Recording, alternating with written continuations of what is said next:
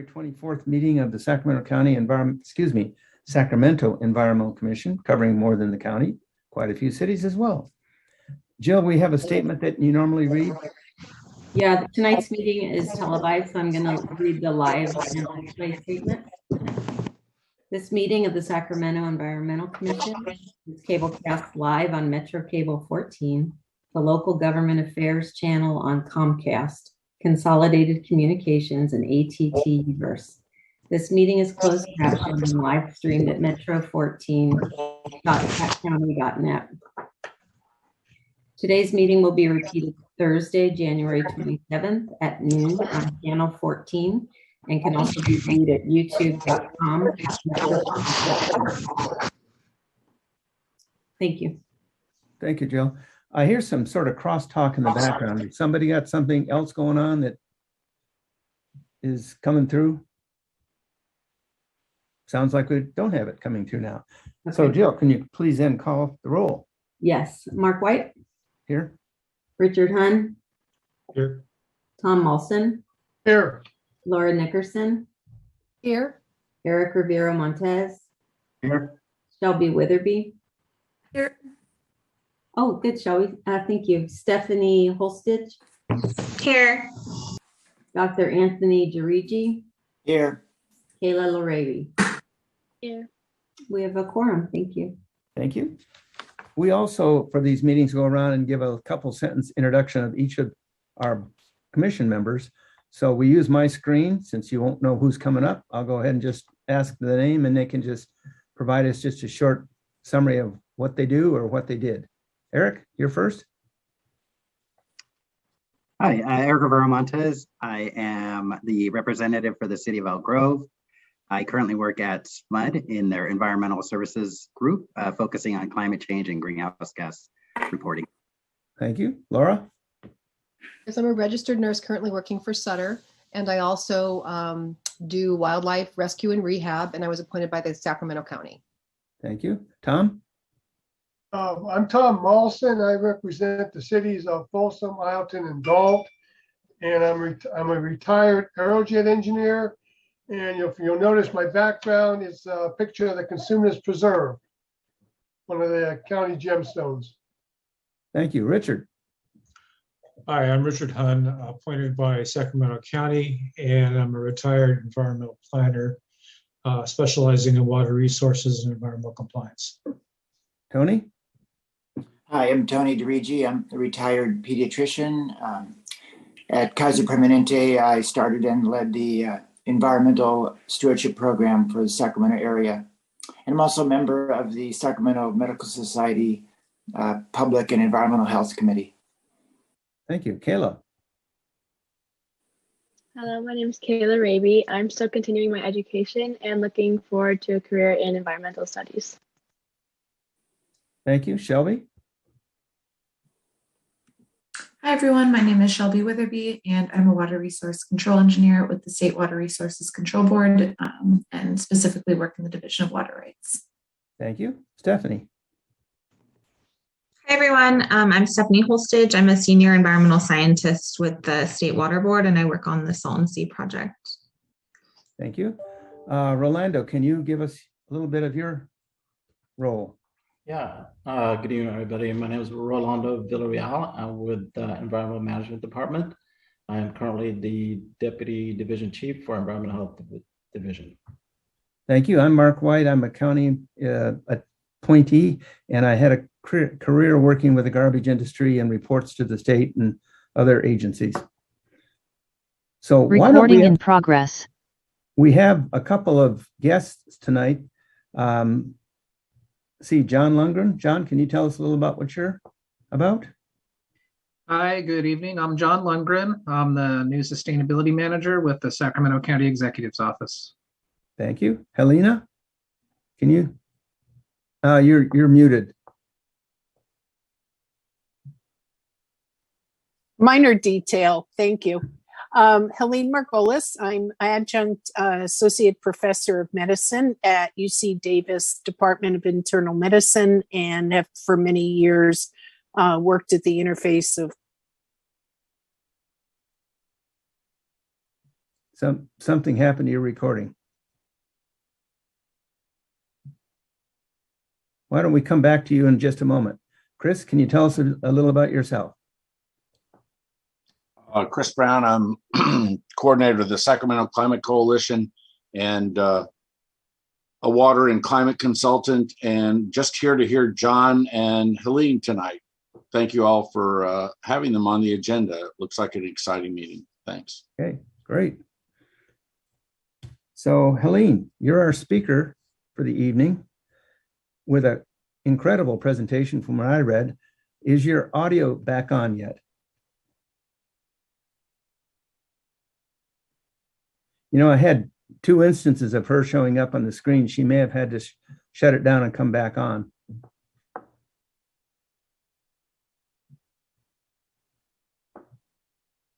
So would it be appropriate, John, for us to pick your presentation up first and come back to Helene? Sure, I can do that. I am here just to report out on what's happened at the Sustainability Office since I came on October 24th. So one of the first and foremost things I've been working on is addressing the Board of Supervisors climate emergency declaration, which calls for climate neutrality carbon neutrality by 2030. And one of the major paragraphs in that resolution is that the county shall seat a climate emergency mobilization task force based in science and academia, including but not limited to scientists and academics. And so I've been spending the last 3 months talking to people like Mr. Chris Brown and the environmental groups in town, the clerk of the board, county counsel's office, other jurisdictions, and just seeing how they've handled climate committees, how we might want the makeup of that group to look. What I can tell you conclusively is county council has reviewed the board's resolution because that was an official resolution adopted by the board and they called for that committee. The committee's, it's done. That's the authority we need. And that does make it a full legislative action, meaning this committee, when we seat it, will be subject to the Brown Act. Committee members will be required to take mandatory ethics training. So this is an official committee that is now permanent. That said, the resolution did not specify a lot of the other details, and that's what I've been working to flesh out with the stakeholders. And we are scheduled for February 8th at 2:45 at the Board of Supervisors to conduct a public workshop regarding the recommendations of the Sustainability Office for how that task force should be formed and seated, what its makeup should be, and then we'll present our recommendations and then hear feedback from the public and the board and make any appropriate course corrections based on that. If all goes well, I would hope that we will be able to start taking public applications for people interested in serving on that task force. Other efforts that we've been engaged in the Sustainability Office is continuing to engage with the Planning and Environmental Review Division of the new Community Development Department in their completion of the draft Climate Action Plan and making sure that we get another draft of that Climate Action Plan put on the street very soon. I can report that it's Planning and Environmental Review's intention to get that Climate Action Plan out later this month in order to have during its 30-day public review in order to be able to go to the Board of Supervisors with a workshop regarding the Climate Action Plan in March. And so as it's looking now, we'd be at the Board of Supervisors, my office, to talk about the task force in February, and then following up with a full workshop regarding the Climate Action Plan in March. I am moving ahead and working on getting that task force seated and not waiting for the Climate Action Plan to be completed, because we obviously need to move with some urgency in addressing carbon neutrality by 2030. Those are the big lifts that we've been working on. Put some pen to paper on working on an application for that task force. I will say that there's going to be, we are looking for people that have some experience in climate. However, we will also say that anybody who lives in a Sacramento County environmental justice community, if they're willing to speak to their shared or lived experience, we consider that climate expertise. Hi, Helene. We're happy to have you back. In your absence, you. we went on with John's presentation, which would following yours. So we'd like to finish that and then we'll get right into yours. Beautiful. Thanks. Sorry about that. Hey, it's not your fault. It's Zoom's fault. Yeah. Yeah, and I'll wrap up fairly quickly. I've had the benefit of seeing Helene's presentation, and what we're about to hear is exactly why the board adopted a climate emergency resolution. Our existing environmental justice element identifies the disproportionate impacts that our low-income, high-minority communities of color and disenfranchised communities are receiving from the impacts of climate change. And our vulnerability assessment in the climate action plan is right in alignment with the types of impacts that I know Helene's going to talk about. And so I'm happy to answer any questions, but I don't think that people need to hear me talk too much more unless there's specific information I can provide. Do any of the commissioners have questions? Hey, Richard? Hey, John, thanks a lot. Do you have any other format or structure you see for the remaining months of this year in terms of what you're going to be producing, or any kind of schedule of activities at this time? Sure, I developed a kind of a work plan that I presented to the county executive, and it involves, in addition to the task forces I've talked about, I do want to, if all goes well, we'll have a number of task force meetings under our belt in the remainder of 2020. I also have portions of my time set forth for tracking grants and seeing what types of grants we may want to go after. One is the sustainability office, and then two, just in coordination with our other county operating departments. I intend to serve as a resource for them. As I introduce myself to the department heads, I tell them that I want to be your resource. I'm not here to single you out or, quote, make you look bad. I think that together that we can help the county achieve this. I tell them I want to put them on a pedestal for all the good things they're doing, and where they need a little bit of policy support to go the extra mile, I can help show them where those policies are and explain to them why there's things that they may need to be doing to address climate change, even if it will be somewhat costly in the near term. I'm working to change the idea of return on investment, for example, in capital projects, such as upgrading from a natural gas boiler to a heat pump system. Maybe we should not be just looking at a 3-year return on investment on energy savings, but we need to look at the costs of those types of health impacts that, again, I know Helene's going to talk about, that the rest of our community sees. Then again, if all goes well, we will have the climate action plan approved sometime this year, and then immediately my office will switch into implementation mode of that. It's a vision that the task force will be part of that implementation advisory committee. And then, of course, really, as soon as the CAP is adopted, we're right back into monitoring and adaptive management. So the county needs to get started on a new greenhouse gas inventory to inform where we need to go. And then that greenhouse gas inventory will be part of having to do the next version of the CAP, because the CAP is set up to be what's called a qualified climate action plan, which means we commit to a public ongoing process of checking in. How are we doing? Is it working? What do we need to change? So to keep it qualified, this CAP is not allowed to be just put on the shelf. And then lastly, have a slot in my work program for an annual report to the board. In all honesty, haven't decided if that annual report happens in conjunction with the planning department's general plan annual report and or the annual reporting that is anticipated for the climate emergency mobilization task force. Would be happy to partner with either of those, but it's also important that if the task force wants to have their own voice, I don't want to cloud that in doing this office's annual report also. But I would hope that we develop such a good collaborative relationship that perhaps the task force and the sustainability office are providing a joint annual report, and there's opportunity for my office as well as the task force to speak. Thank you, John. Any other questions from the commissioners? I got one more, Mark. John, have you had any discussions about how specific measures will be implemented? Will they be implemented through a budget contained with your department, or will they be through other existing departments' budgets? That's a good question. When you look at the draft climate action plan right now, after each measure, it says implementing, it has goals for that implementation, what we're trying to achieve, and it says which departments are implementing it.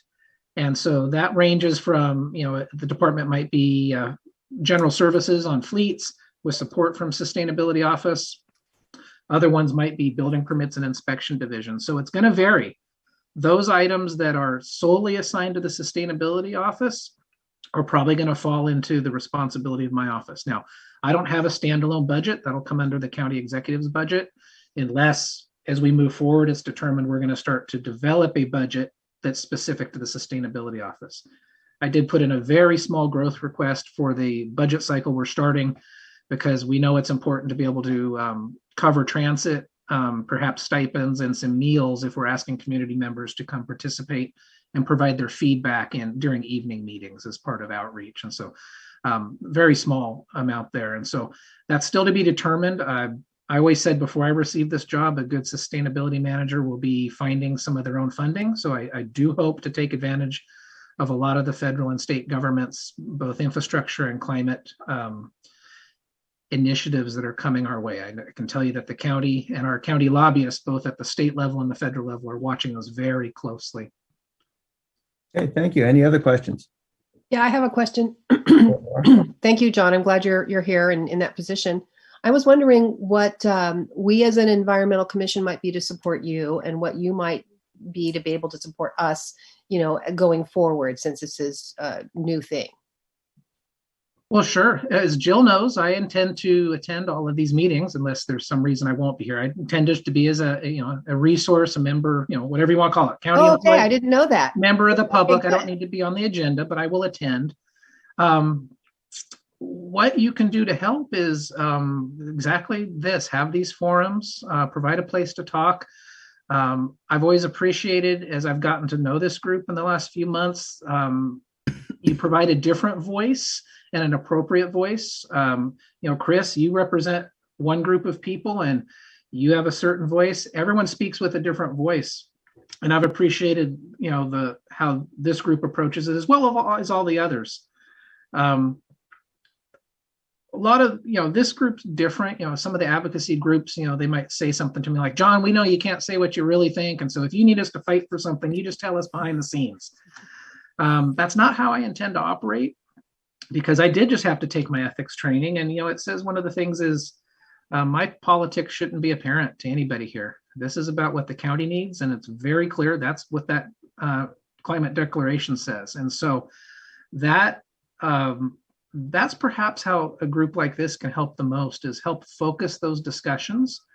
And when very important topics like environmental justice come up, please remember that the County of Sacramento has an adopted environmental justice element. It's so important that we lift those voices up, but I also will share with you a personal concern is I don't want to lose all the great work we've done in getting that environmental justice element in place, because we already have the element and we already have the policy that says any good things we do, any programs as part of a climate action plan, need to first and foremost be directed to our environmental justice communities. So as much as I want to make sure there's always room for that voice and to uplift those voices that have been put to the side, I want to make sure that a group like this can help say, hey, we already have that. We still want to hear your voice, but we don't need to take a step back. We have it. So don't forget, we already have those communities identified. We know those health impacts. And so let's start working forward on those. Instead of, I just want to make sure that when we hear those voices, we say, yes, we hear you, thank you, and move forward. I don't want to be stuck in the same, we hear you, we hear you, we hear you. And so we've heard, we have the policies in place, and I think it's very important that we start to act on them. And I will say the fact that, as this group's heard me say before, that Ann, our county executive, has invited me to, be part of her staff of direct reports, to, live on the floor with her on the same physical location instead of being somewhere else, really shows a lot that from the county executive's office, they are really embracing the fact that we are going to address climate change. It's not something that, those planners are going to handle. No, we all are in it together. I've heard from a lot of department heads. I've been with the county 26 years. So I know a lot of the department heads, and I already hear the narrative changing. They may still, this is going to be very challenging.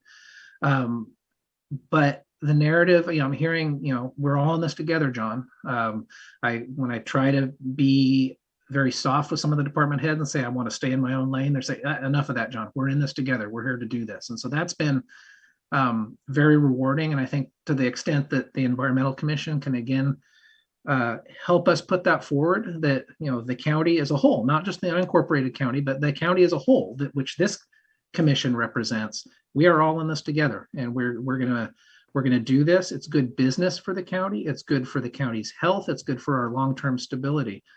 So that's how I think the Environmental Commission can help. Thank you, John. Any other comments from the commissioners or questions? Eric? Just a quick question, and thank you, John, for joining today. I really appreciate all the work that you're doing in this space. I guess my question is around the inventory. Are you planning to update that on an annual basis? And then when will the first one be out? I am kind of curious to see where we're at. Yeah, great question. It won't be annual. If I'm recalling what's in the draft cap, it's either every 2 years or every 3 years. And this isn't to put you on the spot, because I know you represent yourself as a private citizen here, but we've actually talked internally about whether or not it's appropriate or desirable to have SMUD conduct more of a regional greenhouse gas inventory, especially with their kind of leading the way on their clean electricity by 2030. I'm just free thinking with that. I will say the county did write a support letter to the state saying we'd be interested if the state would do a climate inventory across the state, so all the locals didn't have to pay for it.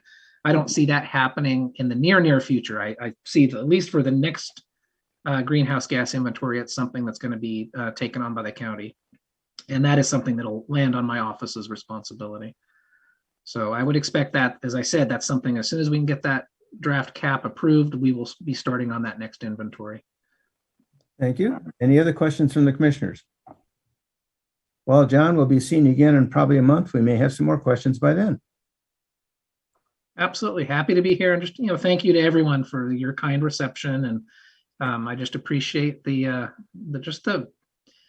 don't know how to explain it. The organizational intelligence that all the different voices bring. It's very rewarding to hear those perspectives. So thank you. Good. Thank you. Helene. Yes. Hi. I noticed that you have 2 instances though of connection. Yes. So I was going to do slides on my computer and the audio on the phone. It usually works best.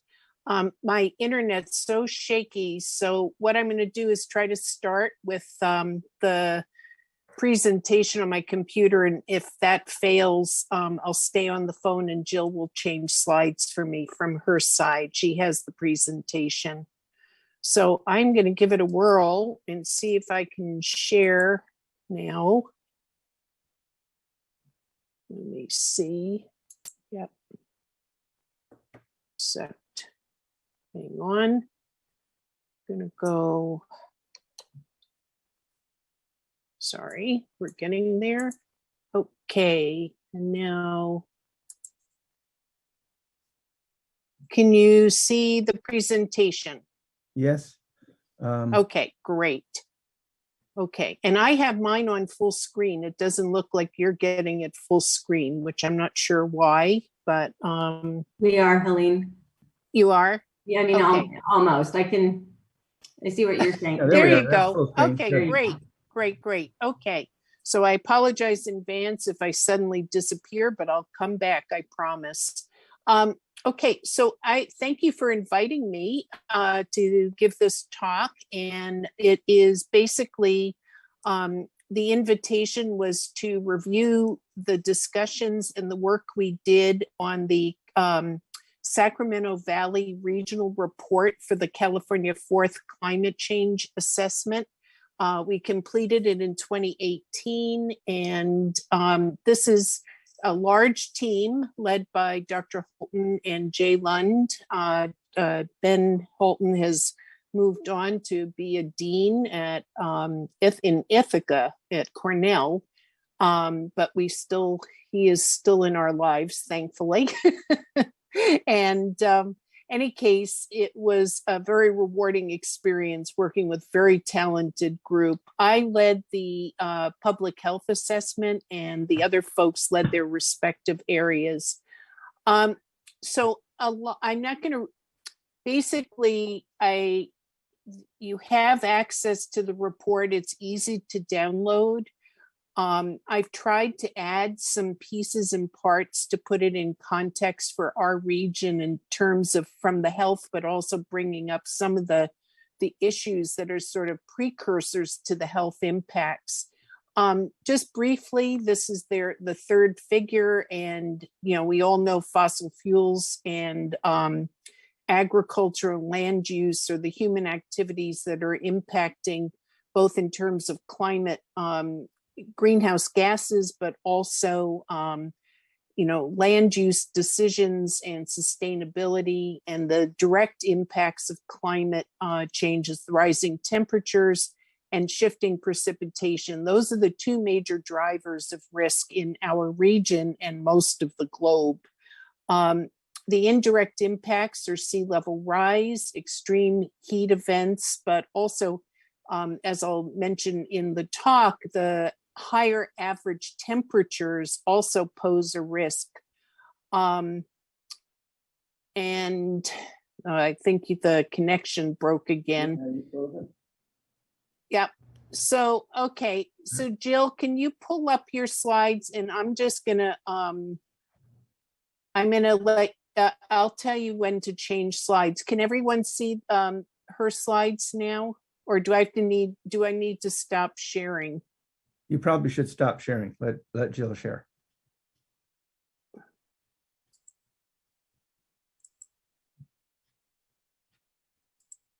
Okay, hang on a second.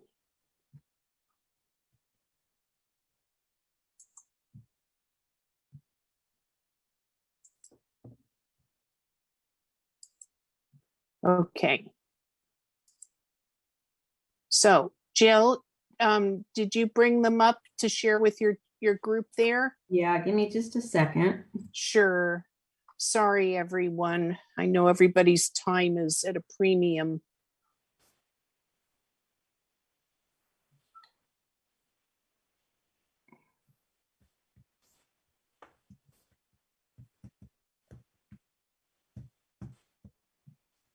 Okay, what are you guys seeing so far? All I have is a little text message about you sharing your screen, but none of her slides. All right.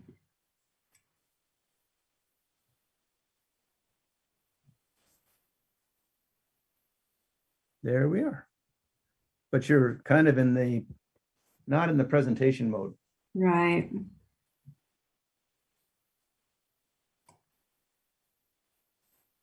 I think F5 gets you there. Sorry, I have too many screens up. All right. So if you put it in normal view, if you go to view and then the option is normal.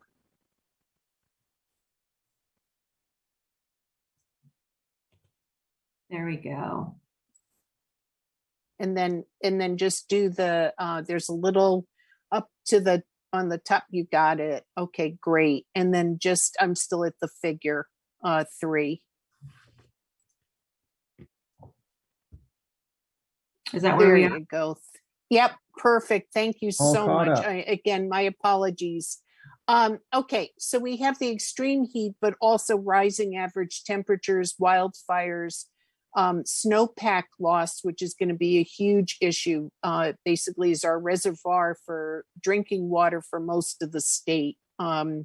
Extreme precipitation events. And then in terms of locally, those translate to saltwater intrusion, especially in the Delta, soil drying, and we'll talk about implications for that.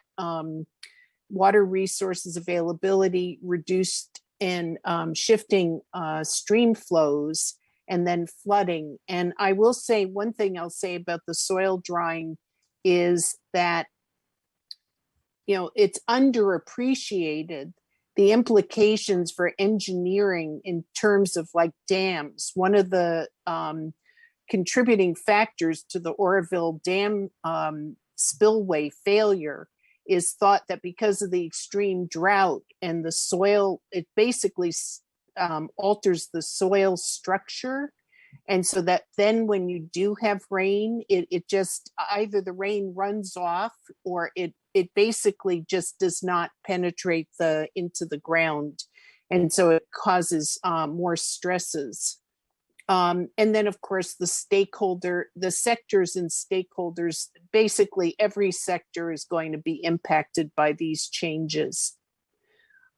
So in terms of the public health, as I said, more frequent extreme heat waves and greater heat stress risk, especially for outdoor occupations and recreation, greater air pollution from wildfires, the energy issue, it's just the snowpack and energy, of course, is a huge issue, but then also increased risk to generation transmission from wildfires, greater use of low carbon fuel. Well, okay.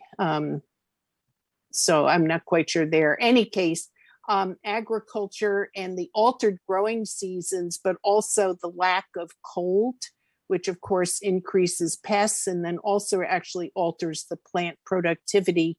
And one of the things that's underappreciated is that with the rising temperature and the higher CO2, even though there may be some push for greater biomass, the actual quality of the nutrient content of the foods is diminished. So that there's a number of studies showing that soy and corn and some of the other higher protein plants actually will have diminished nutrient value, both in terms of protein and some of the micronutrients.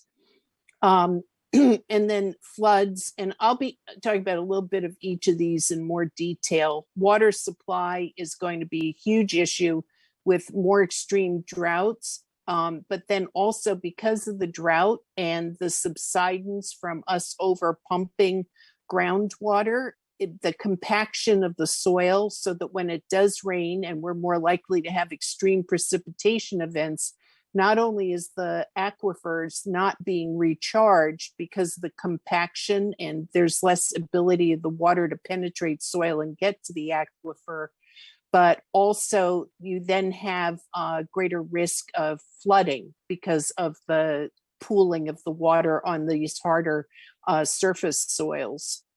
The delta with the levee subsidence, but then also, the higher sea levels and the stress on the levee system. And the higher temperatures also threaten the delta native species, saltwater intrusion into areas where the water is pumped for agriculture and municipal uses. Aquatic ecosystems are going to be threatened, both in terms of the higher temperature, but then also invasion like algal blooms, which actually, basically take the oxygen out of the water. So many of the fish and other animal species don't do very well, if not actually flat out die. In the higher temperatures in forests, overall, basically we have an example right now at Big Sur. It's one of the highest precipitation areas in the state. We're in the high precipitation part of the year, and they have a wildfire. And of course, wildfires, which we all understand. I'm not going to go into this in detail, but a lot of times, what we have to remember is human vulnerability, human health vulnerability is many factors all contributing to individual risk, and then individuals make up communities. And if ever there was a lesson about this, it's the COVID-19 and what it's done to our communities, where there's higher exposures and higher biologic susceptibility. And this is pretty much driven by the social determinants of health. And this is just, using that model that I have there. This is sort of my comeback model, because there's so many moving parts, and as a scientist trying to pick them apart and understand them, I like organizing them, and so I've put them into this model, but that also translates into a way to organize them into systems and then analyze them. in terms of high temperatures, what's important is about heat stress and heat associated adverse health outcomes is that anyone, whether they're healthy or not, if they're engaged in intense physical activity and you have higher temperatures and or humidity, you can potentially succumb to excessive heat stress and heat illness. And there's sort of this clinically defined spectrum of heat related illness, but in fact, underlying chronic conditions predispose us to serious events, so cardiac or acute respiratory.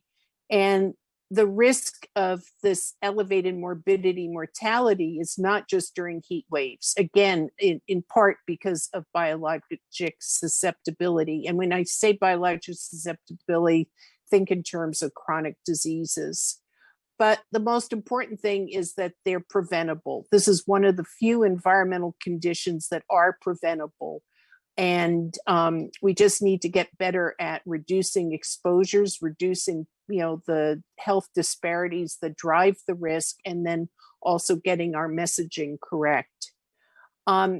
This came from the state did some amazing work with the climate change scenarios project. And I'm not going to go into this in a great deal of detail, but the map on the left basically just shows, and that's about a 50-year time span of change through 2000. And it just shows the regional variability, but you can even take that down to street level. Okay, I think we're off. Helene, Yes. what map were you referring to, Helene? Oh, sorry. So keep going. Forward or backward? No, forward. I'm at slide 9. Yep, Okay. that one. Okay. Sorry, I forgot to tell you next slide. I'm flipping That's okay. through here. So in any case, the point here is just there's tremendous regional and then street level variability in where there's heat or not heat. And we'll talk about heat islands. In terms of impacts, and it doesn't matter where you are in the state. And this is just an example, 2006 heat wave. Thank you. Sorry, I forgot to tell you to change again. So 2006 heat wave was a pretty remarkable event, but it was a harbinger for what we're going to be seeing more and more. And that basically was a 2-week event, statewide, very extreme temperatures throughout the state. And we saw within about a 2-week period in excess 16,000 plus excess emergency department visits, over 1,000 excess hospitalizations, and it's estimated about 650 excess deaths in that time frame. Interestingly, the Bay Area was one of the most impacted areas in terms of emergency department visits, and it was because they don't have air conditioning, and people also, this is sort of anecdotal, they, summertime in Bay Area is pretty cool. And when it got sunny and warm, everyone's out overdoing it. And so again, it may have been more of a behavioral than an actual exposure, because their temperatures never got much above 90 degrees. And we were cooking at about 114 in the valley. This was just a study we did of the coroner's reports. It was about 140 coroner's reports we were able to investigate. And most of the deaths were in the Central Valley. So whereas we saw excess ED visits in other parts of the state, including the Bay Area, the deaths were really dominated in this in the Central Valley, in the hottest and poorest parts of the state. So I'm at the slide. Keep going. Next one. There we go. Thank you. And so, whoops. No, I'm at the one with the that you were at a minute. Yep, that one. And so this is just again showing, it's the green one where I have variation in equity. It's the one after this. After that one. Yes. Thank you. Okay, never mind. Okay, I'm going to join you on this one. Okay, this slide is just pointing out that our heat islands and the topography of our area basically does not, the heat is cooking in the valley and it goes up the hill. And so areas like Grass Valley, which I realize may be out of our domain in this commission, but it's still an example of how a very potent air pollutant, ozone, is not just where we are on the street level. And it basically cooks in the primary emissions from vehicles cook in the where they're emitted. But then ozone, because it forms in the atmosphere with light and heat as the kind of pushing the chemical reaction, it can transport it to far distances. And ozone is also a potent, short-lived greenhouse gas. So it also has amplifications that way. Electricity demand and supply, again, we're in one of the more vulnerable areas for failures of the electricity system. And one of the things, this is getting into the discussion about water, the inequities. So we had our 4-year drought. It was officially declared over. And there were still many, many areas in the Central Valley and some of our less well-served parts of even Sacramento County where people are on wells and the wells went dry. And for long after that, they're not connected to main municipal systems. And it's a substantial number of individuals and communities. And they are basically reliant on water brought in. And so we really need to fix it. This is a problem that's fixable. On the other hand, then, I'm at next slide, sorry. Yes, is the whole issue of infrastructure and demands and failures. And one of the things that's underappreciated is we are not just talking about flooding from rivers. That clearly can be an issue when we start getting these atmospheric rivers, which are predicted to increase in more frequently. And as we saw earlier in the year, they can be substantial precipitation. And if we need to prepare, because had those atmospheric rivers been hitting us like they've been hitting the Northwest, we'd be having flooding. And so the building up and the impervious surfaces coupled with subsidence and soil compaction, we've really underappreciated the risk from that surface water, not just the river.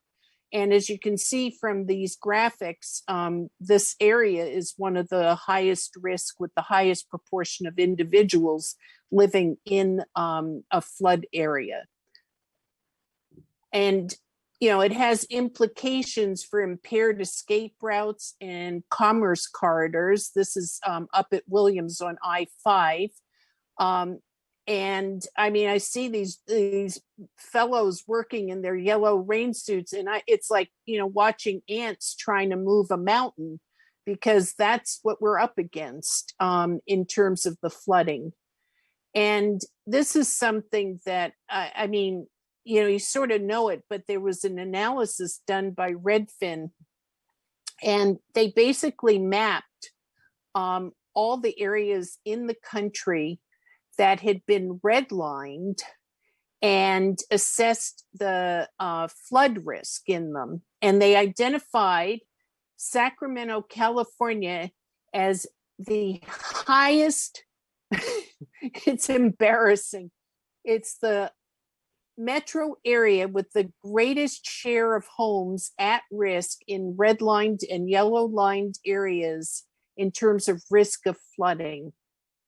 And it's just not okay. And this is basically the north areas. So the next slide actually shows the relative Sacramento compared to New York and Boston. I'm actually surprised that they didn't have Louisiana in there, but in any case, here we are in Sacramento, and it's not something we should be proud of. It's something we need to really jump on and be prepared, and really be prepared in advance, not during emergencies, but actually get out into those North Sacramento areas and start helping the people prepare.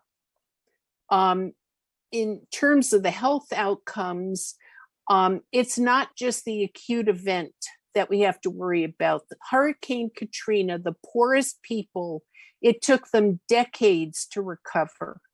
And the young people suffered terribly. The level of depression, of physical complaints like asthma were huge. And, you know, we look at Katrina, and it's that picture in the bottom right is of Sacramento County. I think that was either the 86 or 97 floods. It's probably 86, because it was a little bit worse then. And there's tremendous, I mean, there's health impacts in terms of, like, in Milwaukee in 1993, there was a cryptosporidiosis outbreak, 400,000 cases, millions in that period. It was basically year 2000 estimates of dollars. But they basically, it was their water infrastructure that failed, but they never found the actual leak.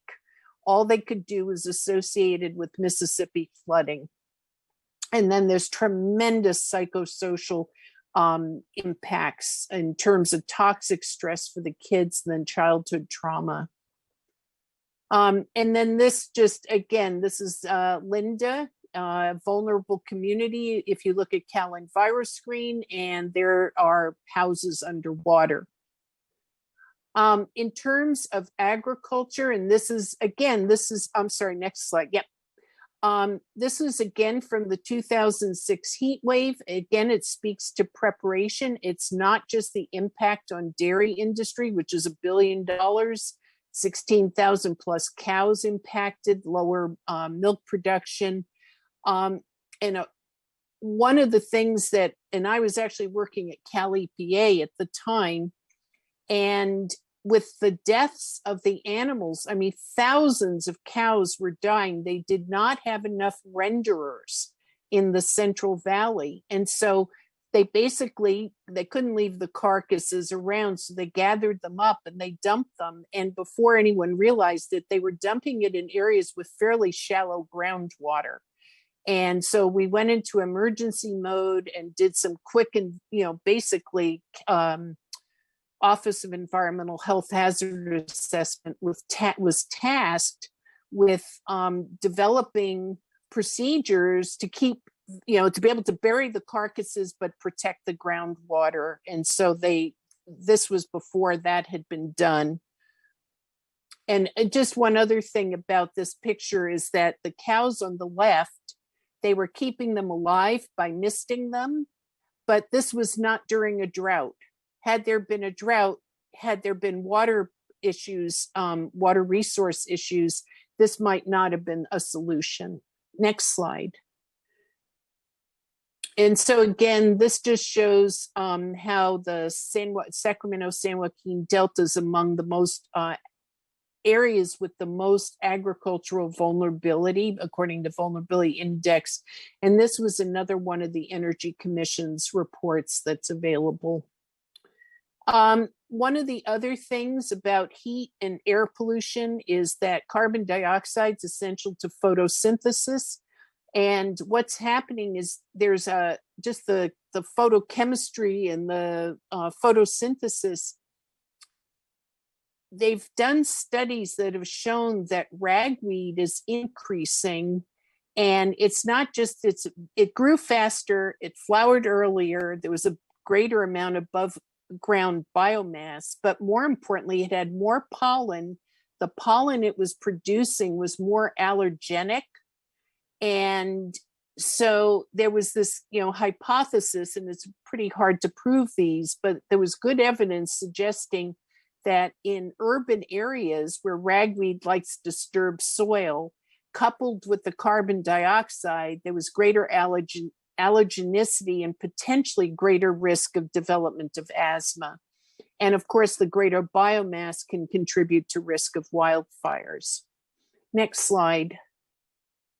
And in terms of wildfires, it's not just a rural problem. And in fact, I mean, you look at the Tubbs fire, which wiped out Santa Rosa, but then we have the Camp Fire in Paradise. So it's basically no one's immune. And if you want to bring it down to our street level, I am just super concerned about the area along the American River. You look at the bluffs, you look at where, let's say, FEO Nature Center is, and that area with those houses in those tiny little streets, I do not think we're paying enough attention to escape routes.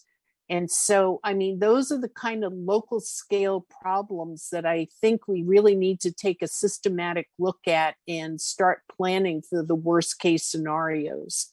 Wildfires have obviously the acute hazard associated with them, but also tremendous psychosocial distress associated with not just, interestingly, not just and I'm actually still on the campfire one, but that's a good picture too that you have.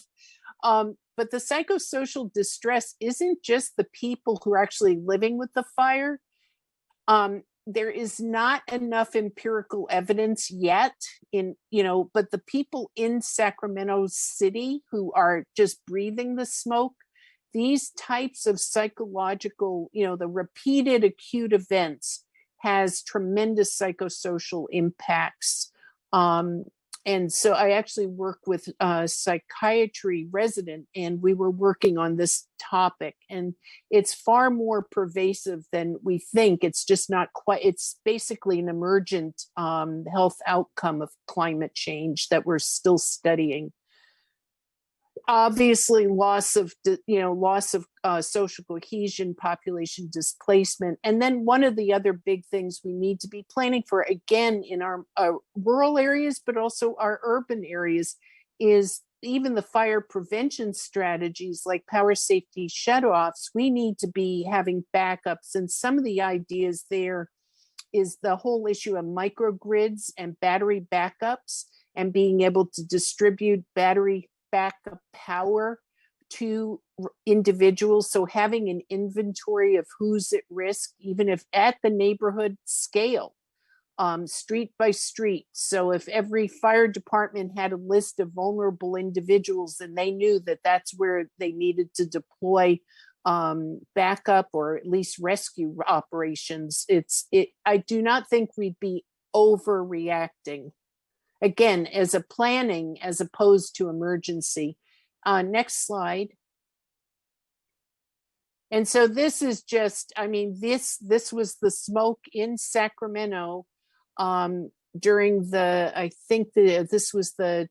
trying to remember. So yeah, so this was in 2020, September of 2020. I can't even remember which fire it was at this point, but we're talking about levels of 519, and that's clearly in the hazardous for everyone area. And yet people were outside. So these are real risks. And if this was just once every few years, we could hide indoors. Maybe if we're poor, we don't have indoors that can keep us as safe as the wealthier people. But this is happening more and more and persisting for weeks on end. Vector-borne diseases. This is another area of concern. And interestingly, land use can affect how land use in creating wildlife corridors actually can be preventive, in that there's like a study that was done, I cited on the bottom here, where they found that there was in land use wildlife corridors and predator host populations, that there's some dynamics there. And if they cut off the predators and they created these sort of pockets of like hosts, that the people who then lived in these sort of areas where the pockets of hosts were had a higher rate or risk of Lyme disease. So again, we need to be thinking about this in an integrated way and how we're using and designing our land, even within a county. And then as I alluded to earlier, I'm at the mental health impacts slide. Great, thanks. This is an emergent area, but more and more evidence is coming out that you do not have to be in the emergency. It is that just knowing that many communities around us are being impacted by multiple emergencies.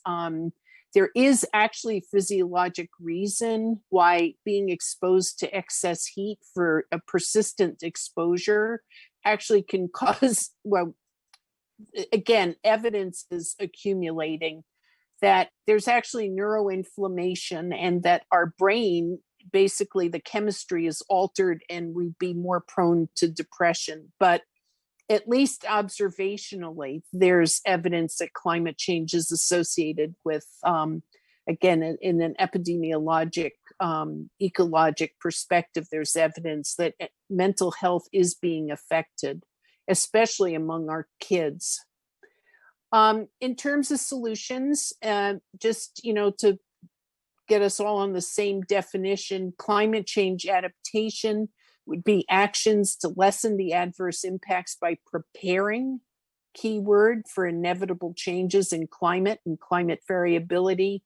And mitigation strategies would be actions to limit further climate change by reducing production of greenhouse gases. And I will say that I need to update this slide because it's not just not producing greenhouse gases. We now need to do carbon capture. And there's a number of options in the report and other reports since that one that basically highlight opportunities for carbon capture. So in summary, just in terms of solutions, general principles is that there's a number of simultaneous risks that are occurring and we need to be thinking about them at the same time. So just, if we are just saying, okay, I'm going to mitigate or adapt, I'm going to put in more air conditioning to everyone's house to adapt to heat. That's counterproductive unless that power to generate or to power the air conditioners is green energy and zero emissions. So we need to constantly be thinking about this and life cycle in terms of sustainability. John will appreciate this. We need to be thinking about life cycle of the materials that we're using. And so we need to think integrated. There's opportunities for co-benefits if we think about how we're going to mitigate and adapt. We also have to think about equitable distribution, so not to shift production of green energy technology, which can be quite polluting, to less empowered neighborhoods or to nations with weaker protective laws. And at a global scale, all nations need to accept social responsibility. Well, every one of us needs to accept social responsibility. And, this is something that if we plan for this, if we understand the inequities of what's coming, we can make the ethical choices now. It's much harder to make these decisions in crisis. And then to reduce risk from a health perspective. And again, there's costs to every person who gets sick. There's a societal cost, many different directions that societal cost is coming from. And so it is not, at a societal level, there are benefits. And obviously from a ethical and human perspective, we should be protecting everyone, regardless of their socioeconomic status. And so we can promote good health, reduces risk, increases resilience, ensure access to health care, medical management. If someone has asthma, but they're medically managed and there's an air pollution event, they are less likely to end up in the emergency department, and less likely to suffer a very serious health outcome. And so again, access to care, and there too is the health disparities under sort of the running theme. We can build resilient and sustainable healthcare services, but also sustainable communities. And so I'm just gonna, and I will say investment in emergency response capacity is incredibly important. And basically California, as wealthy as it is does not rank well across all states in terms of, I mean, we're not among the worst, but we're certainly not as robust as we should be for capacity for emergency response. Reduce potential exposures, and this is something again as a commission, policies like down in LA, they're doing some great work with cool roofs, cool pavement, greenscapes, and green. So there's a number of opportunities to control heat. Chicago has some beautiful examples of adaptation, getting ready for flooding and for cool, higher temperatures. So it's not just California. There's a number of places throughout this country that have actually, and surprising places that are really doing a lot of investments in adaptation for the different aspects of climate change. And again, enhance and support programs to build resilient infrastructure, designs that promote physical and mental health, and my mantra about dealing with disparities, both in individual and community assets. And one of the things, a lot of times, we rely on public health messaging. And in this case, I mean, this is related to heat, but this is true for almost any of the, hazards that climate change is going to throw at us. We assume, I have this great message and I'm going to send it out to people. So this was a lovely little study from Canada. And the message, the public health message is older adults and persons or people with medical conditions should avoid the heat. And this was in anticipation for a heat wave. And when they studied and asked a whole, a cohort of older adults, what they did to avoid the heat and whether they used air conditioning or not, they found that many of the older adults don't perceive themselves as old or at risk. And on the flip side, those who believed they had limitations in their lives related to aging were just sort of, well, I'm not doing well anyway, so what does it matter? I'm not going to waste my energy trying to adopt preventive or adaptive behaviors. And so you had this sort of disconnect between risk and protecting oneself. So the message I have for there is that we really need to make sure our messaging is working.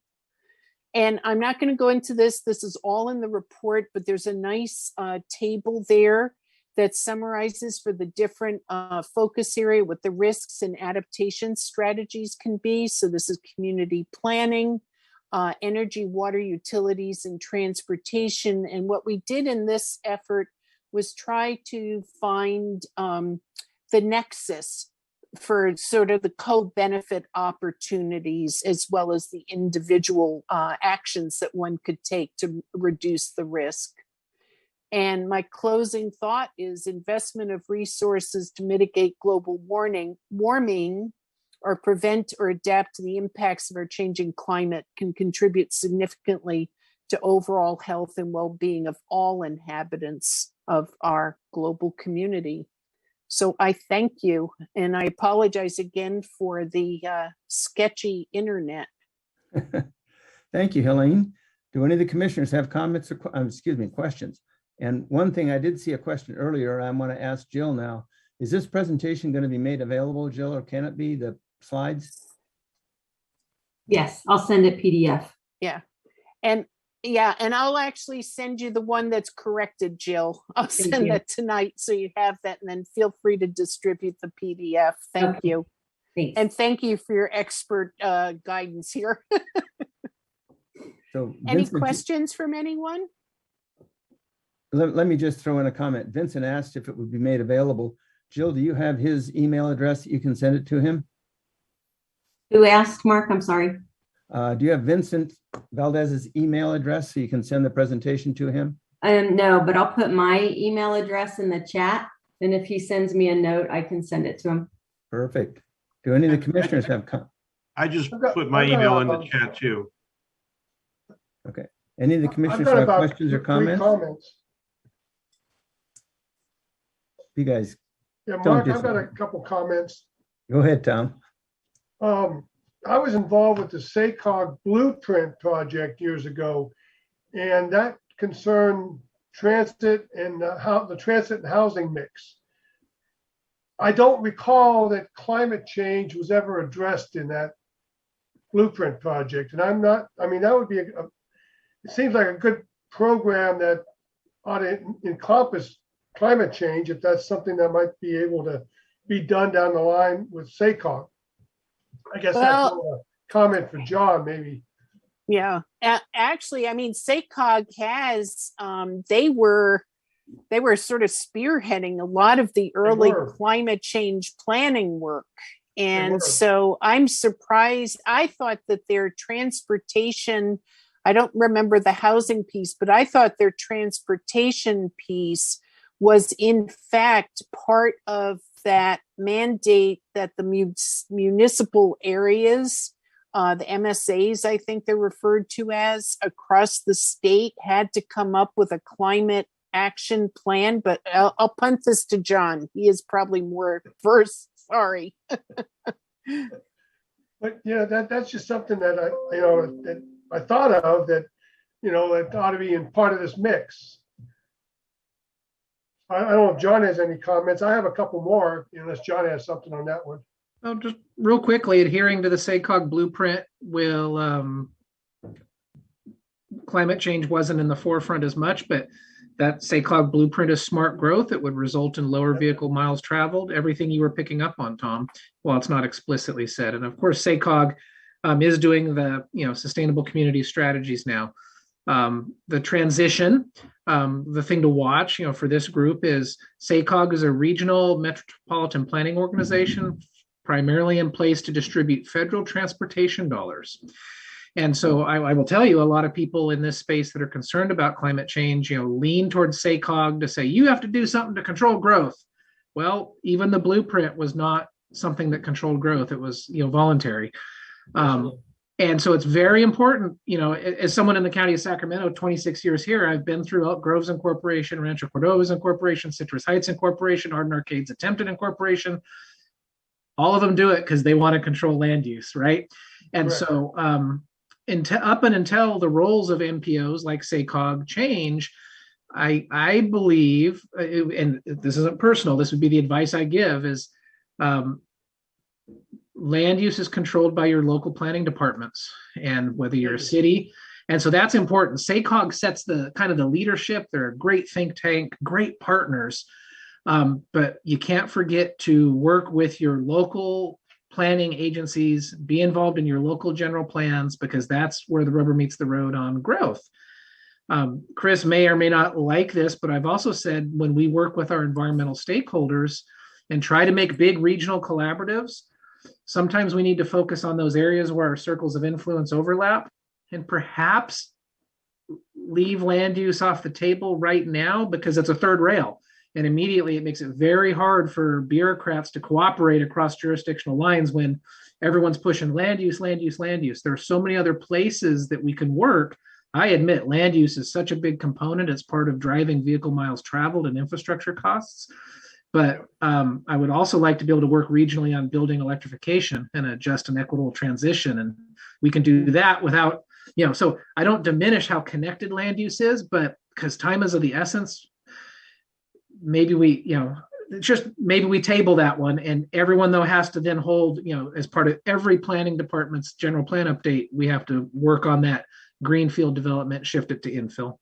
Okay, Tom, do you I have think- additional comments? Yeah, I do. I think for planning, that's one of my comments, in fact, is planning. I spent 16 years on a planning commission. I've been through numerous general plans, specific plans. I was on city council where it really gets interesting. And you might be able to work toward uniform suggested policies that these small city or the cities, regional cities can adopt or not adopt or modify. But at least they'll have something, a guideline perhaps that they can follow or not follow. We'll see how that works out. I know I was heavily involved in the SACOG blueprint. However, the city that I was, representing, they were totally against it. I was the only city council member that even admitted we had a blueprint going on. So it is interesting. Also, as one of my comments, when I was on the planning commission, we always planned for 2 exits because of, guess what, fire risk. And that was going back 20 years. So that's one of the local policies that we have or had here. I don't know if they still have it. And the last comment I've got is the flooding issue. When I was on council, I was doing the New Orleans catastrophe, and I'd worked for FEMA prior to that, and FEMA knew that was coming. They knew what was going to happen. They gave us a presentation as to what would happen if a hurricane of that magnitude hit New Orleans. And guess what? It did. And they were surprised. This surprised me. Anyhow, the Dutch sent a group over to the United States to look at the New Orleans area and one other area in the entire United States. And guess what it was? Mm-hmm. Sacramento. And I asked them, I said, well, you guys have been through it. How do you feel about this? And they said, we are real good about keeping the ocean back with our dikes and everything else. Guess what killed around 50,000 of our citizens? It was the Rhine River event in the mid-50s, I think early mid-50s, that came over the other way. And so they were looking at what we had with our river system and our levee system. And their comment to me was, you'll learn when you drown 50 to 100,000 people. That's how bad they thought our system here in Sacramento was. So do any of the other commissioners have comments? I do. I wanted to, this is Laura Nickerson. I wanted to thank Helene for that. And I just want to point out that as a wildlife rehab and rescuer, all of these extreme weather events really, really, really impact wildlife. Mm-hmm. And whenever we would go into the center, I could be coming in on a Saturday and there was a bad rain, floods, fire, whatever. We knew we were going to be working our butts off with lots of animals coming in. So I did want to say it affects our wild creatures as well too, very badly. Yep. And that has actually tremendous psychological impacts on people. And this is something that literally I was on the front lines at Department of Public Health during the 2006 heat wave and fielding calls. I'd get a call from a coroner telling me, I don't know what's going on. We have 10 elderly who have just died in their homes, and they're devastated. What are we going to do? What's the message? And I'd be getting a call from someone else driving down Highway 99, desperate because the cattle were dying. And so there was this, people care about living creatures.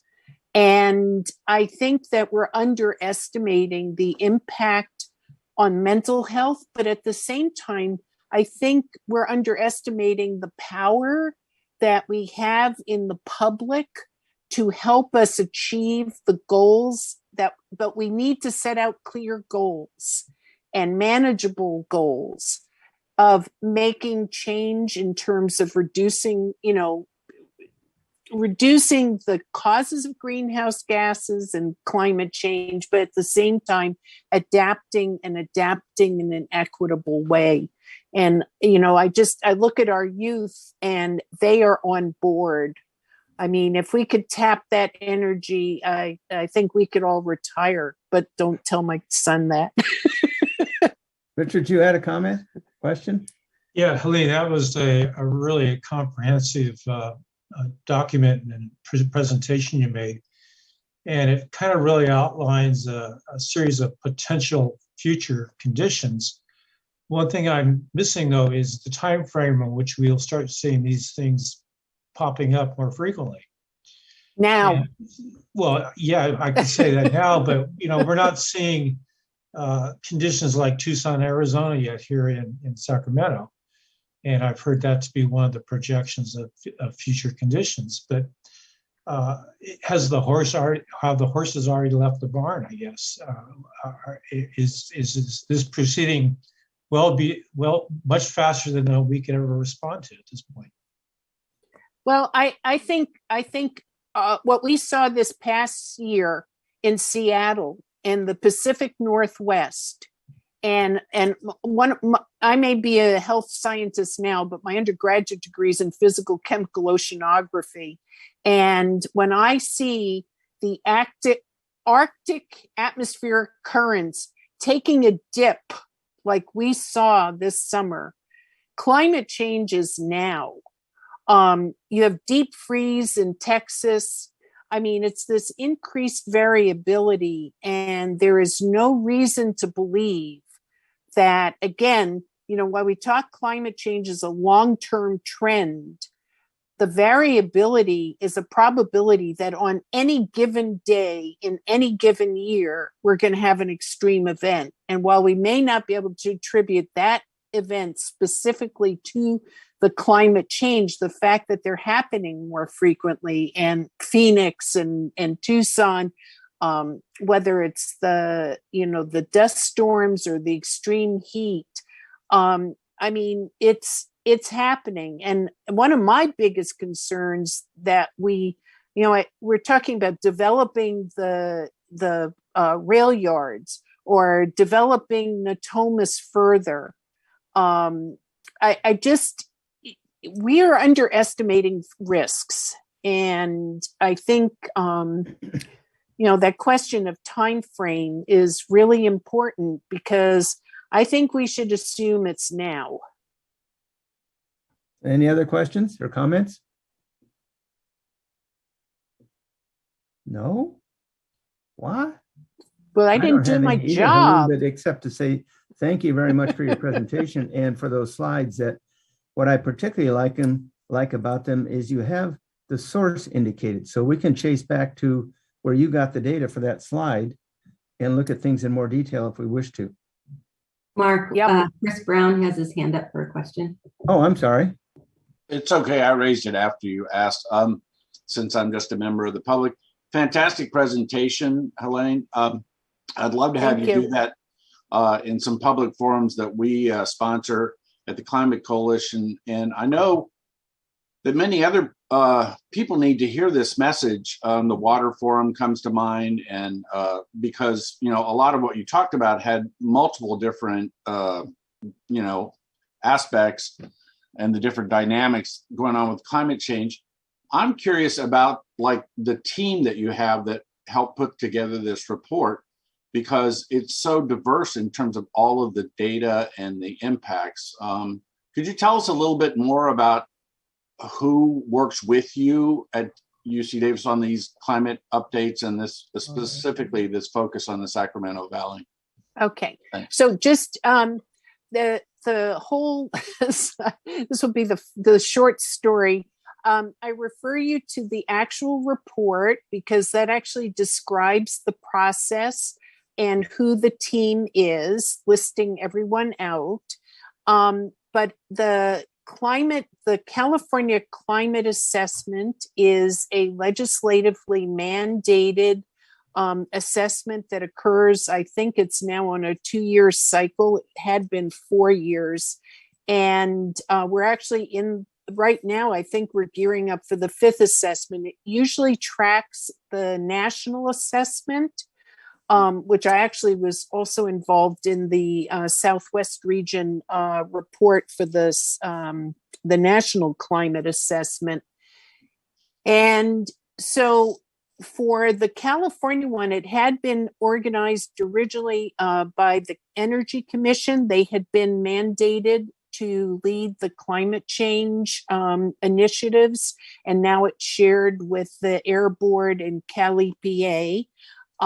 But what they do is they, their staff and leadership decide, okay, who's going to be delegated this task, and they identify people. We can also nominate ourselves. So at the national level, there's actually a Federal Register announcement, and people can volunteer. And so I'm not sure.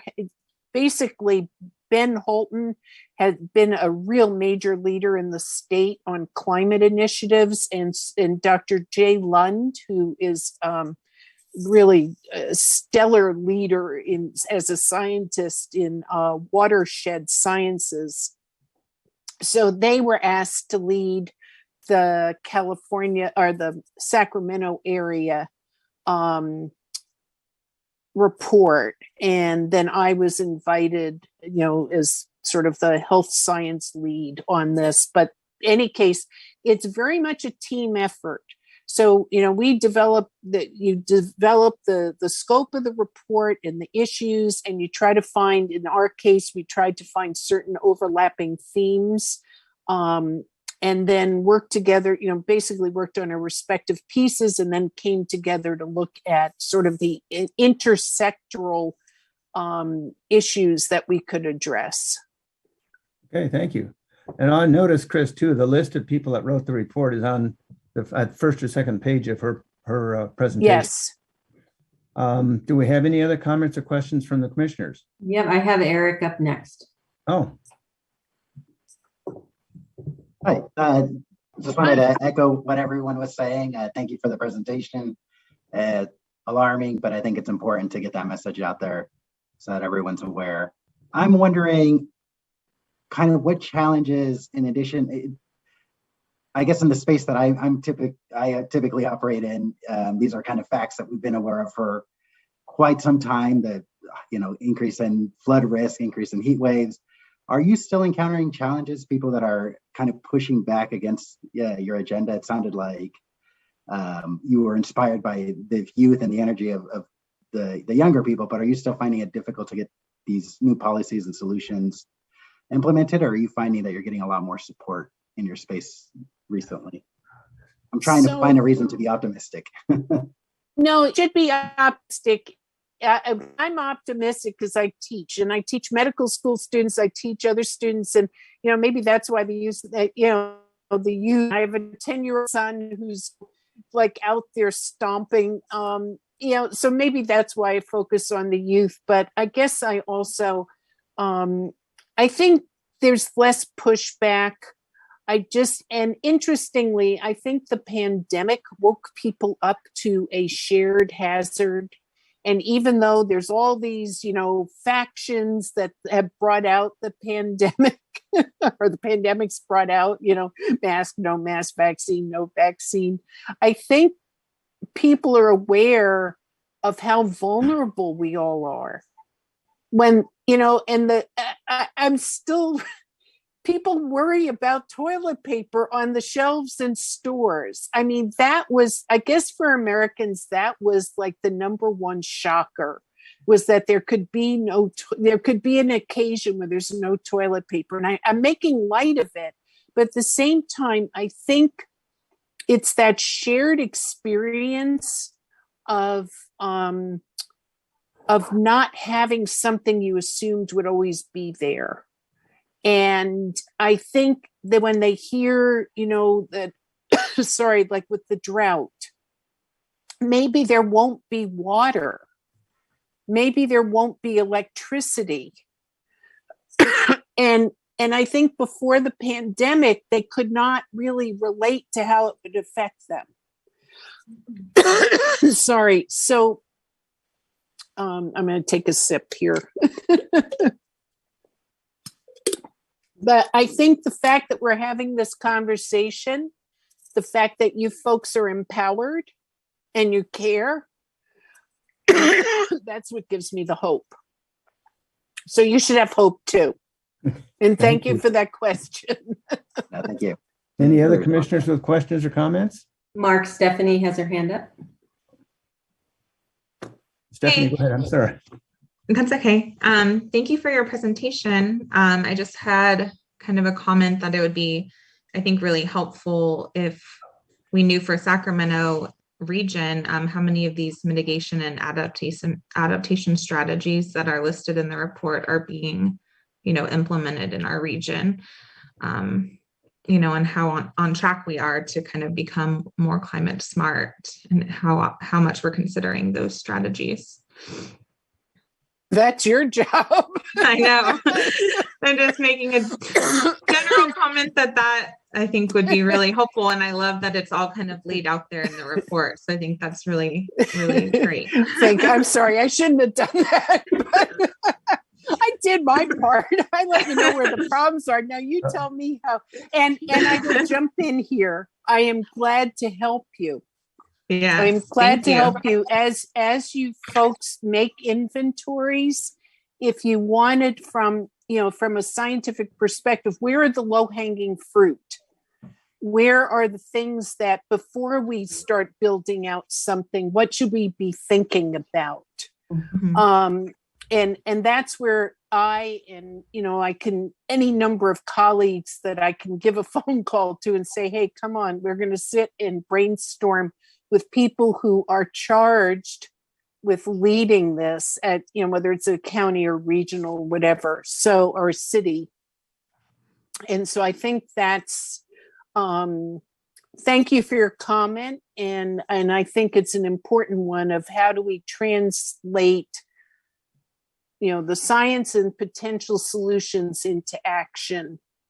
And one thing I'm going to put out to all of you is while I understand and agree in principle with why one would want infill from a, carbon neutrality, emissions reduction perspective, I think people are not thinking through the implications for increasing impervious surfaces at the local scale and the potential for heat gain. Because to me, that is a recipe for, if you're paving over already paved surfaces, it makes sense. If you're ripping out parks or even, housing areas that have open, grass, or the grass is not a good choice because if let's put it native plants, if every yard had native plants, then we're actually keeping some degree of cooling in your community. So I think we need to think about what that infill looks like. And before we start, pulling apart where there's earth, that we start looking, where is it already, a strip mall that could be turned into a community. So strategic planning of infill is really going to be key. Stephanie, it strikes me also that maybe your question is one for John. Yeah. Well, great if John has any insight. the draft climate action plan has a matrix of adaptation measures that look very much like what Helene put forward. And obviously that plan has not been approved by the board yet, but once it is, it'll be my job to report on our progress towards those things. Reflecting on the group's question earlier, how can you help? My speech is, we don't have the luxury of perfection.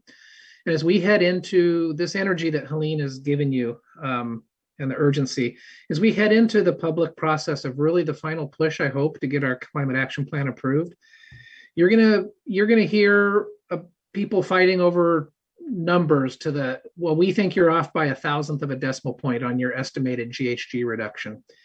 And as I said, we don't have the luxury of perfection. These are broad brush policy level statements, which then we translate into implementation measures. And I understand the desire to get into those hundredths of a decimal point, especially if your position is that we need to show that there's so many GHGs and the county just has to stop development right now. But my job is going to be to find exactly that, the low hanging fruit, right? And regionally, because of SMUD as our investor or our non-investor owned, because it's our public utility that provides our electricity, that puts us on a playing field entirely different than the rest of the state of California, in that we have our electricity supplied by a public entity that has a board that answers to the voters, and they have committed to carbon neutral energy by 2030. So that really helps me focus with a laser that the low hanging fruit of those areas where we take advantage of that clean electrical energy and help SMUD get there. And then that, of course, means that there's going to be a big push in this region for building electrification. That said, know extremely well that we need to do that, as I mentioned before, with a just and equitable transition. We do not want to leave our legacy communities holding the bag of aging gas infrastructure and paying increased rates when those of us that can pay to upgrade have already upgraded. Thank you, John. May I add something, or Mark?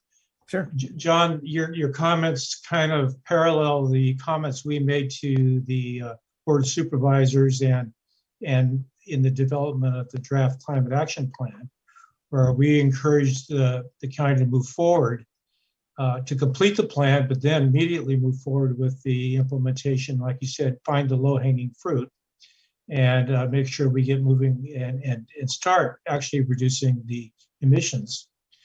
And I think the part of the thing that kind of complicates this is that we also have the cities. The city of Sacramento has its own climate action plan, and they are in the same boat as the county, and Rancho Cordova is going to be preparing the climate action plan. So we have these all lined up for this year for this commission to engage with both the cities and help facilitate them to move forward in implementing their plans. Thank you. Any other comments, or Jill, do we have any other questions or comments that you? I've got a real quick comment. You see the start of some of this heat gain prevention when you see solar panels in parking lots, because you're shading the existing parking lot, and you've got solar panels for your renewable energy. We've seen the start of that. We just haven't seen enough of it. Any other comments or questions that you have, Jill? You're showing? No. Oh, okay. So hearing none, Rolando, do you have anything to say with respect to each of these speakers? No, I thought that Helene did a really good job, and John, well done on your presentation as well too. Well, thank you then, and both of you, thank you very much. This is not only an interesting topic, but something is going to be important to a lot of us for a very long time. Yeah. And well, thank you. Thank you for the great questions and comments, and let me know if you have, additional information needs, because I think the work that, you've set out in front of you is really important. And so I appreciate your focusing and caring about this. Thank you. So now I think we're moving on to the next item, which is approval or review of our January 6th special meeting minutes. Has everybody had an opportunity to look at those? And do you have any changes to the minutes? I'll go ahead and make a motion to approve them. Do we have a second? I'll second. Okay. Any other comments or questions? If not, Jill, can you call the roll? Richard Hunn, Aye. Mark White, Aye. Eric Rivera Montez, Aye. Laura Nickerson, Aye. Tom Mulson, Aye. Shelby Witherby, Aye. Anthony DeRigi, Aye. Stephanie Holstedge, Aye. Kayla Raby. Aye. Motion passes. Wonderful. And I have to tell you all, it's sure nice having a lot of voices having to give a vote. This is really good. Thank you. Rolando, do you have something from Marie's report tonight? Yes, I do. So really quickly, what's in the horizon for EMD? As we all know, local retail food establishments have been especially hard hit by the pandemic. So on January 11th of this year, in response to this hardship, the county Sacramento Board of Supervisors approved the retail food permit fee waiver program funded through the American Rescue Plan Act. This program seeks to provide relief to businesses throughout the county by waiving the food facility health permit fee in the calendar year of 2022. So Environmental Management Department is implementing this program by applying a credit equal to the annual food facility health permit for this year. Thank you. That sounds like a good thing. Yeah. So the next item on our agenda is a report back from the commissioners with regard to their contacts with people that know about it, environmental or environmental issues, either with the agencies or the cities. Does anybody have anything to report? I would have if we met next week, but not so far this week. Richard, your mic is off. I think we need to reorganize the committees that we're actively monitoring and reassign them among the new staff, the new commissioners, so that we can spread out the responsibilities, especially with the city of Sacramento now that we have 3 new commissioners on here. So maybe that's something we can do over the next several weeks and get them more focused in that way. We probably ought to have a little short committee to talk about that.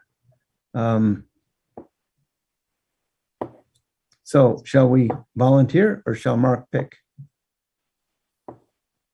I think that Jill also sent out an email for the new commissioners to say if they wanted to, for what they wanted to report back on. Oh, good. Thank you. We should have the results of that before we do any other looking at. So Jill, maybe you can send Richard and I an email once you get responses from all the new commissioners. Yes. And we'll look at, and I know you had a list of several things that we were thinking of, as I recall. That was last year. It's a long time ago. Yeah, I will do that. Okay. You know, we could also talk about it at a future meeting to the current list, and maybe we can wheel and deal and, trade back and forth and get all of them covered. Why don't we put this as an agenda item next time? Will do. All right. Do we have other commissioner comments? I would like to make a suggestion. Jill, you produced a meeting schedule for our 2022 calendar. What I was going to ask is, can we also add on here the meeting topics, the presentation topics that will be aligned with each of these meetings that we've identified so far, and make that available on the internet, our webpage, so that the public can actually see what's coming up in the next few months? We can. Those items are sometimes fluid. I hate to commit someone because we made it a topic that hasn't been confirmed. Do you know what I mean? Like, I could post it as soon as someone's confirmed, I can post that. But I don't want to post who we think is going to talk in October. Or you can say tentative or something. Yeah, I don't think we're committing to anything in particular, but we're saying this is what we've envisioned the calendar to be contained at this point. Okay. And maybe rather than, you don't have to list any speakers or anything, but just the general topics. Broad topics. Okay. So Jill, also, I think you and I talked about, we had a subcommittee talking about topics. Can we get a report back from that subcommittee next time also? Refresh my memory, which. Didn't we have a subcommittee working on topics for 2022? The list that we sent out for topics. Oh, we've already seen it, huh? Yes. Just for my benefit, could you send it again? Did everyone see that list? No. You did not. Okay, it's coming tomorrow. Thank you. Well, but if you could put that list on the this calendar, that'd be a great way to do that. Will do. By the way, I also heard, I don't know from whom, but the topics committee really did a good job. Had some good ideas, thinking outside the box. We appreciate that very much. The last item I had for commissioner comments was that we had talked about having lunch one day, maybe during this 10-year period. We want to start looking at a month now. Do we feel comfortable enough with the situation? I'm thinking of March or April. We could do March or April again, and I could try to book something that's outdoors. Let's try April since it'll be a little warmer. Okay. Presumably. Any other comments or anything else we need to bring up at this point? Yeah, Mark, we were working on a list of expertise that the commissioners have so that we can consider making comments to future appointees from the city and or the county. And I know Jill put together a kind of a matrix, but we never followed up on it with actually filling it out. Maybe we should, maybe I could suggest that we send that out to all the commissioners and everybody assign their specific areas of expertise, and so we can compile it into a master list. Yeah, I did hear back from 2 or 3 commissioners. So I have their names filled in their areas of expertise, and I'll send out that list to everybody. Okay. Wonderful. Any other comments or questions or anything? If not, we stand adjourned until our next meeting on February 28th. Same time, same place. All right, everybody. Have a good evening. Have a good evening. Thank you. Good night, Bye-bye. everybody. Get easy. All right, everybody. Thank you. Thanks, Mark. Thanks. Bye-bye.